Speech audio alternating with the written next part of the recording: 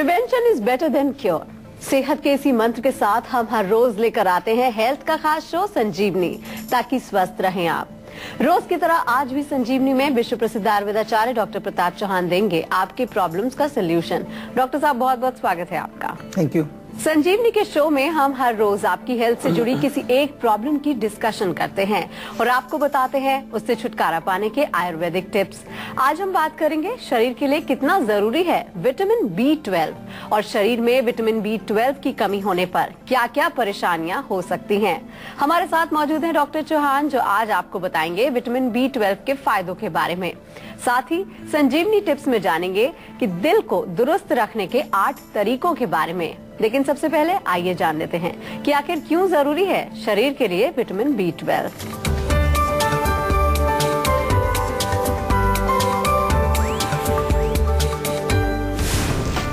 क्या आप डिप्रेशन में रहते हैं? क्या आपको एनीमिया की शिकायत है? क्या आपकी याददाश्त कमजोर हो रही है? क्या आपके हाथ पैर सुन्न पड़ जाते हैं? तो हो जाइए अलर्ट,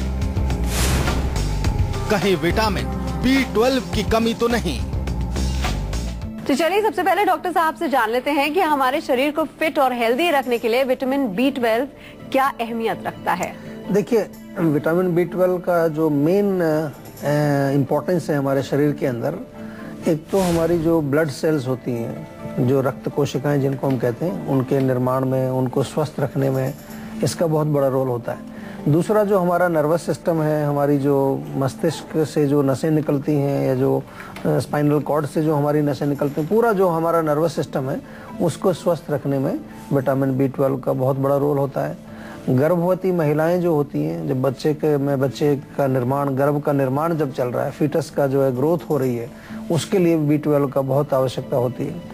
तो मेनली देखा जाए तो हमारे शरीर में जो निर्माण का काम है, जो ग्रोथ का काम है, जो एक तरह से इम्यूनिटी हमारी है, बॉडी की जो रोग प्रतिरोधक शक्ति है, उसको बरकरार रखने के लिए, उसको बढ़ाने के लिए B12 की बड़ी आवश्यकता होती है। और आम तौर पर जो है आजकल देखा जाता है कि यदि इस विटामिन की डेफिशिएंसी हो तो अनेक प्रकार के रोग, अनेक प्रकार के लक्षण शरीर में दिखने लगते हैं। एक कॉलर हमारे साथ जुड़ गए हैं, अजय हैं दरभंगा से। क्या जानना चाहते हैं अजय आप? मुझे एक मेरे रिलेटिव है, उनको एक एक्यूट मोनोब्लास्टिक ल्यूकोमिया की प्रॉब्लम है। अच्छा जी जी, ये करीब 3 सालों से चल रही है। नहीं, देखो, रोग तो ये आपका थोड़ा गंभीर है। गर्म चीजें, मिर्ची, मसाले, अचार, खटाई, चटनी, बिल्कुल उसको नहीं देना। कोई भी गर्म तासीर की चीज। आंवला बहुत अच्छा काम करता है। ताजे आंवले हों, 1 या 2 आंवला उनको रोज खिलाएं। आंवले का चूर्ण उनको दे सकते हैं, या फिर आंवले का रस आजकल हमारे यहाँ भी आपको मिल जाएगा। आंवला जूस में, जीवा में भी आपको मिलेगा। आंवला जूस आप उनको पिला सकते हैं। तो कुछ ना कुछ आप जब ये शुरू करेंगे तो आपको मैं इतना जरूर कह दूं कि 2-3 महीने के अंदर आपको उनमें कुछ विशेष चेंज नजर आएगा। अभी आप कह रहे हैं कि 3-4 साल से उनका इलाज भी चल रहा है, लेकिन मैं 3 महीने की बात कर रहा हूँ। 3 महीने में आपको कुछ फर्क भी दिखेगा, कुछ उनके ओवरऑल बॉडी में, सिस्टम में, उनके जो हम कहते हैं कि उनकी जो एक कंडीशन है उसमें जरूर उनको फर्क दिखाई देगा। और उसके बाद उस उपचार को, जो आयुर्वेदिक उपचार को आपको नियमित रूप से लेना है और लंबे समय तक उसको चलाना है, ताकि आपके रोग में और ज्यादा आपको फायदा मिले। तो चलिए, डॉक्टर साहब ने आपको ये तो बता दिया कि विटामिन B12 की क्या अहमियत है हमारे शरीर में। अब जान लेते हैं कि इसकी कमी से कौन कौन सी बीमारियां या परेशानियां हो सकती हैं। साथ ही साथ लक्षण क्या होते हैं डॉक्टर साहब, हम पहचाने कि इसकी कमी हमारे शरीर में हो गई है। देखिए, जैसा मैंने कहा कि हमारे ब्लड सेल्स को और नर्वस सिस्टम को दुरुस्त करता है, तो अगर आपके अंदर विटामिन B12 की कमी होगी तो आपको जैसे हृदय में पैल्पिटेशन, हार्ट की जो गति बढ़ना, या चेस्ट पेन आपको हो सकता है। माइंड में अगर देखें तो की एक स्थिति, कई बार आपको मन लगता है कि माइंड आपका कंफ्यूज्ड है, डिप्रेशन उसमें दिखाई देने लगता है। शरीर में अनीमिया, थकान, कमजोरी, वेट लॉस होना, ये तमाम लक्षण। नसों में थोड़ा सा कमजोरी आने की वजह से हाथों पैरों में सुन्नता यानी कि नंबनेस भी उसमें आपको दिखने लगती है। विटामिन B12 जो है वो बहुत एक इम्पॉर्टेंट रोल प्ले करता है हमारे नर्वस सिस्टम को दुरुस्त रखने के लिए। इसलिए कभी आपको लगे, कई लोग कहते हैं जी पैरों में सुन्नपन होता है, हाथों में सुन्नपन होता है, तो जरूर चेक करना चाहिए, कहीं ऐसा ना हो कि विटामिन B12 की कमी हो। कभी कभार बिना किसी मतलब ही आपको लगे कि डिप्रेशन सा हो रहा है, मूड बड़ा डाउन हो रहा है आपका, कुछ आपके जीवन में कोई ऐसी घटना भी नहीं घटी है, सब कुछ ठीक चल रहा है, फिर भी आपको लगता है कि कुछ डिप्रेशन मेरे को रहता है, हो सकता है उसका कारण आपका B12 की कमी हो।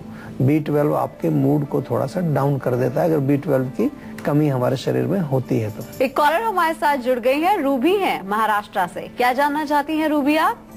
डॉक्टर साहब नमस्ते, मैं रूबी बात कर रही हूँ। नमस्कार जी डॉक्टर साहब, मुझे 4-5 सालों से माइग्रेन की बड़ी समस्या है। अच्छा, तो कब कितने दिन में होता है माइग्रेन? देखिए ऐसा कुछ नहीं होता, कभी कभी हफ्ते भर भी रहती है धीरे धीरे, और कभी कभी 2-3 हफ्ते बाद भी आ जाती है, ऐसा अच्छा, होता मतलब है। कोई पैटर्न फिक्स नहीं है उसका? नहीं जी। और फिर जब दर्द होता है तो क्या दवाई लेनी पड़ती है आपको या अपने आप ही जो है ठीक हो जाता है? नहीं जी, दवाइयाँ तो लेनी पड़ती है मुझे, और ऐसा होता है कि मैं उठ नहीं पाती हूँ बिस्तर से, इतना ज्यादा हो जाता है। जी देखो, माइग्रेन का इलाज तो हमारे यहाँ है आयुर्वेद में, और बहुत अच्छा इलाज है। काफ़ी पेशेंट्स हमारे यहाँ ठीक होते हैं माइग्रेन के। कुछ बीमारियों के ऊपर हमने जीवा में विशेष रूप से जो है एक्सपर्टीज या स्पेशलाइजेशन की है। कुछ हमारे जो डॉक्टर्स हैं वो स्पेशलाइज्ड कुछ रोगों में ही काम करते हैं, उनमें माइग्रेन भी एक है। तो मैं आपसे निवेदन करूंगा कि आयुर्वेदिक उपचार इसमें कराएं, और यदि आप जहां रहते हैं उसके आसपास जीवा की कोई क्लिनिक है तो पर्सनली आप जाके डॉक्टर से मिल लीजिए। हमारे कहाँ पर क्लिनिक्स हैं वो हमारे फ़ोन नंबर से आप पूछ करके और फ़ोन करके पता कर सकते हैं, या फिर जो है उस फ़ोन नंबर पे अपना नंबर आप रजिस्टर कराएंगे तो हमारे डॉक्टर्स आपको फ़ोन के माध्यम से पूरी आपकी हिस्ट्री ली जाएगी, आपसे बातचीत की जाएगी, लेकिन इसका उपचार जरूर करिए। फिलहाल के लिए मैं आपको एक चीज़ और बता दूं कि थोड़ा सा सिर में मालिश करें जब भी आपको समय मिले। दिन में एक बार नहीं कर सकते हैं तो 2 दिन में एक बार करिए। सप्ताह में जो है 2-3 बार सिर में मालिश हो जाए अच्छी। और रात को सोते समय दोनों नाकों में, नासिकाओं में बादाम का तेल 3-4 बूंद इधर 3-4 बूंद उधर उसको डाल करके अच्छी तरह से ऊपर खींच लीजिए उसको अंदर, ताकि अंदर से आपके नरिशमेंट हो, आपकी नसों तक जो है उसका लुब्रिकेशन, उसका स्नेहन जो वहां तक पहुंचे, उससे आपको बहुत फर्क पड़ेगा। पित्त वाली चीजें बंद करनी पड़ेंगी। चाय बिल्कुल बंद कर दीजिए, मिर्च, मसाले, अचार, खटाई, कोई भी जो एसिडिक फूड है उसको बिल्कुल नहीं लेना है। क्योंकि आपने देखा होगा, और आपके माध्यम से सभी दर्शकों से मैं ये भी बता दूं कि जितने माइग्रेन के पेशेंट हैं, नेक्स्ट टाइम आपको माइग्रेन हो तो आप जरा नोट करना, थोड़ी एसिडिटी भी आपको बढ़ी हुई मिलेगी बॉडी में। और किसी किसी को तो उल्टियां आती हैं, उसमें पूरा पित्त ही निकलता है, बाइल, खट्टा पानी निकलता है। तो इसलिए हम ये बताना चाहते हैं आपको कि जब आपके शरीर में पित्त बढ़ेगा, एसिड बढ़ेगा, तो वो आपके माइग्रेन को शुरू करने में एक बहुत अहम रोल प्ले करता है। तो आप पित्तवर्धक एसिडिक चीजें ना सेवन करें, एसिडिटी को कंट्रोल रखें, नारियल पानी पिएं, थोड़ा सा जो है खीरा, तरबूज वगैरह का सेवन करें, इससे भी आपको बहुत फर्क पड़ेगा। और अब बारी है आज की संजीवनी की, जिसमें डॉक्टर साहब आपको बताएंगे विटामिन B12 की कमी को पूरा करने के आसान और घरेलू उपाय। तो डॉक्टर साहब, क्या है आज की संजीवनी विटामिन B12 के लिए? देखिए, सबसे इम्पोर्टेंट तो ये समझने वाली बात यह कि कई बारी जो है हम ये भी सुना होगा आपने भी कि जो लोग आमतौर पर वेजिटेरियन खाना खाते हैं उनको कभी कभार विटामिन B12 के अच्छे सोर्स नहीं मिलते हैं। ऐसा नहीं है, काफ़ी सारी चीज़ें हैं अगर उनका आप नियमित रूप से सेवन करें। सोयाबीन अगर आप सेवन करें, सोयाबीन की आप जो है नगेट्स मिलती हैं, सोयाबीन की बड़ियाँ मिलती हैं। आजकल शहरों में मैंने देखा है कि टोफू एक पनीर टाइप का होता है जो सोयाबीन से बनता है, और काफ़ी प्रोडक्ट्स आपको मिलते हैं, उनका सेवन आप कर सकते हैं। गाजर, चुकंदर ये आमतौर पर हमको मिलते हैं, सीजन में भी मिलते हैं। आजकल तो गाजर तो 12 महीने मिलती है, तो उनका आप जो है सूप बना करके पी सकते हैं, उनका जूस निकाल करके आप पी सकते हैं। इसी प्रकार से पनीर घर में आप बनाएं, अच्छा ताज़ा पनीर खाएं, थोड़ा सा दही खाएं, दूध अच्छी क्वालिटी का आप लें, उससे भी आपको इसकी पूर्ति होती है। और ये भी है कि अगर आपको किसी कारणवश ये चीज़ें उपलब्ध नहीं है तो विटामिन B12 के आप कुछ कैप्सूल्स या कुछ उसको आप सप्लीमेंट के रूप में भी उसको प्राप्त कर सकते हैं, उसको ले सकते हैं। कोई ऐसी बात नहीं है। हमें इस चीज़ का परहेज नहीं है कि हमें ये गोली से नहीं लेना है या हमें सप्लीमेंट नहीं लेना है। सप्लीमेंट भी जो है वो कभी कभार हमें ज़रूरत पड़ती है बॉडी में हमारे विटामिन और मिनरल्स को पूरा करने के लिए। तो अगर लगे कि आपको भोजन के सोर्स से आपको कोई चीज़ पूर्ति नहीं हो रही है तो आप उसको एज ए सप्लीमेंट भी ले सकते हैं। एक कॉलर हमारे साथ जुड़ गए हैं, मीनाक्षी हैं झारखंड से। क्या जानना चाहती हैं मीनाक्षी आप? जी, मैं जानना चाहती हूँ, मेरे बालों में ना बाल बहुत झड़ते हैं, सर में फुंसी सी बहुत ज्यादा हो रही है, व्हाइट व्हाइट दांत। अच्छा, देखिए, बाल झड़ने का कारण भी ये फुंसियाँ हो सकती हैं, क्योंकि बालों की जड़ों में जब कोई इन्फेक्शन होता है तो वहाँ पर जो है बाल कमजोर हो जाता है, बाल गिरने लगता है। नीम के पत्ते बहुत अच्छा काम करेंगे। नीम के पत्ते आप ले लीजिए, उनका थोड़ा पेस्ट बनाइए और बालों की जड़ों में लेप कर लीजिए, या उस पत्तों का पेस्ट बना करके थोड़ा तिल के तेल में पका लीजिए आप, तो वो तेल आपका जो है मेडिकेटेड बन जाएगा, उसमें नीम का प्रभाव थोड़ा आएगा। उस तेल को भी आप बालों में नियमित रूप से लगाएं और नीम के पत्तों को पानी में उबाल करके उससे आप स्नान भी करें, सिर भी धोएं, उससे भी आपको फर्क पड़ेगा। ये तो रही एक्सटर्नल बात, जिसको कि हम बार बार आपको समझा देते हैं कि ऐसा करने से आपको लाभ मिलेगा। लेकिन जो कारण है रोग का कि आपको फुंसियाँ निकल रही है, वो कारण अंदर है, और आंतरिक कारण को दूर करने के लिए हमें क्या चाहिए? इंटरनल मेडिसिन चाहिए। और इंटरनल मेडिसिन आपको कैसे मिलेंगी? आयुर्वेदिक डॉक्टर से परामर्श करने के पश्चात। एक एक चीज को हम थोड़ा विस्तार से आपको बताते हैं, समझाते हैं।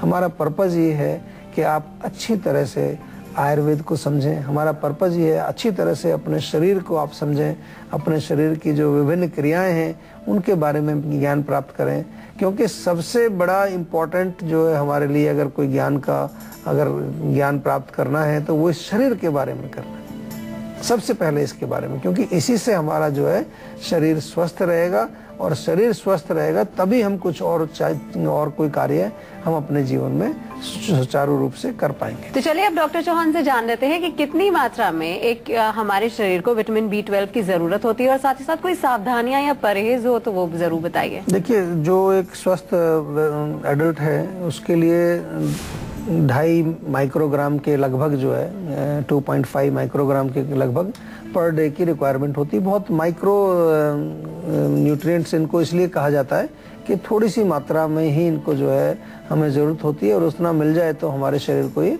स्वस्थ रखते हैं।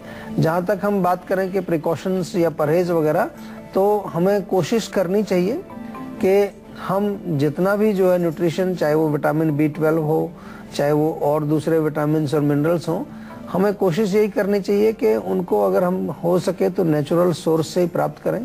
प्राकृतिक रूप से उनको हम अगर सेवन करें तो उनका जो है शरीर में ज़्यादा अच्छा प्रभाव इसलिए पड़ता है क्योंकि वो नेचुरल जो फूड हम खाते हैं उसमें इस विटामिन के साथ आपको और दूसरे विटामिन और मिनरल्स भी साथ में मिलते हैं, और एक कंप्लीट आपका न्यूट्रिशन उससे हमें पूरा मिलता है। दूसरा ये है कि जैसा कि मात्रा की भी बात की, तो ऐसा भी नहीं है कि आप जो है पता चला कि जी ये नर्वस सिस्टम को ठीक करेगा, आपके जो है इम्यूनिटी को बढ़ाएगा, तो ज़्यादा क्वांटिटी में भी नहीं लेना है। ओवर अगर हो जाती है कोई चीज़, किसी भी चीज़ का एक्सेस हो तो वो शरीर में हानि पहुंचा सकता है। इसलिए कई बार आपने ये कहावत भी सुनी होगी, excess of everything is bad. तो उसमें हम कई बार अपने शो में भी बताते हैं आपको कि कभी कभार आप 2 चपाती ज़्यादा भी खा लें, थोड़ा सा चावल भी अगर ज़्यादा खा लें, जो कि खाना है, भोजन है, हमारे शरीर के लिए वो अच्छी चीज़ है, लेकिन अगर उसका भी एक्सेस हो जाएगा, उसका भी अधिक सेवन अगर हम करेंगे तो वो भी हमारे शरीर में कुछ न कुछ दोष या विकार पैदा करेगा। अगर